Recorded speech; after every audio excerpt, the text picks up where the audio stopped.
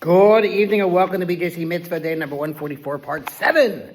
Using Sefer Hachinuch, the prohibition to eat piggul. Again, piggul, not pickle.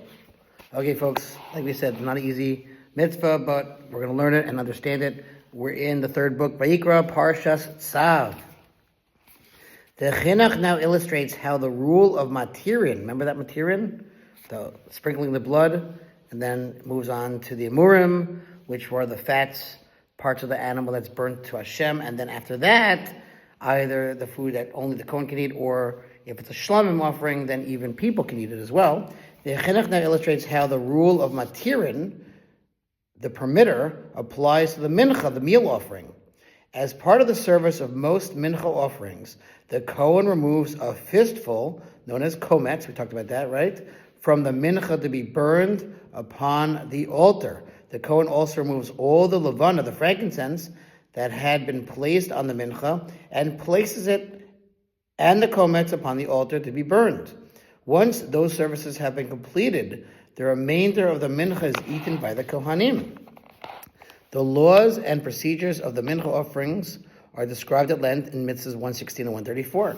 Similarly, if a mincha offering became piggul, the Kohen had a beyond its time intent while performing one of its avodas, one of its services, rendering the offering piggul, one who eats a gazayas, an olive amount of that, which remains after the kometz has been taken, is liable to korah, spiritually cut off, on account of eating piggul.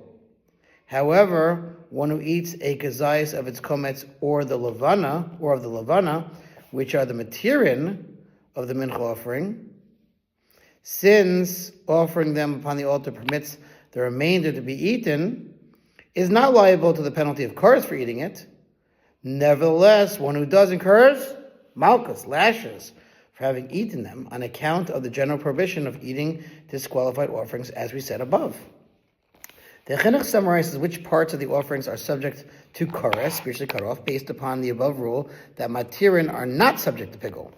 These are the things for which one is never liable on account of them to the kores penalty for piggul, even though the Kohen invalidated the offering with it beyond its time intent.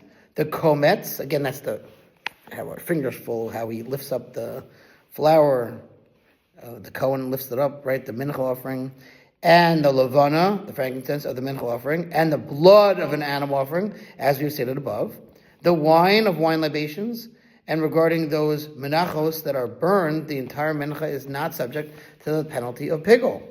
In the instance of the kometz, levana, and blood, the reason for the exception is their stature as matirin, permitters. Chinuch explains that in the case of the mincha that is burned, although it itself is not a matir, for it does not permit any other part of the offering to be burned or eaten, it is still excluded from the chorus of piggul. The reason the burned mincha is exempt is because it does not have a kometz separated from it that serves to permit it to the altar. And anything that has no external matir does not have an ability of chorus on account of the prohibition of piggul. All right, let's stop here. There's more. We might be in the home stretch, folks. We might be in the home stretch. Probably 2 more days. Thanks for listening to Sponsor Future Mitzvah, 36 100 for the gold. Have a wonderful evening.